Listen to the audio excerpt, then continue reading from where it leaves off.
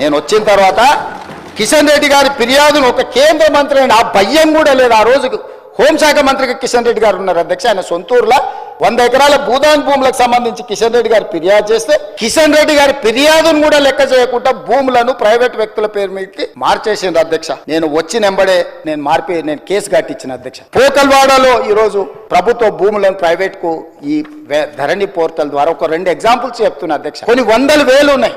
రంగారెడ్డి, సంగారెడ్డి, మేడ్చల్ లాంటి జిల్లాలే కాదు ఇతర ప్రాంతాలలో కొన్ని వేల ఎకరాల ప్రభుత్వ భూములను యజమానుల పేర్లు మార్చడమే కాదు కొత్త అన్ని తయారు చేసి వాటి అన్నిటిని కూడా సిద్దిపేట రకరకాల ఒక్క దగ్గర అని కాదు, నాగారము ఒక ప్లేస్ అని కాదు అధ్యక్ష.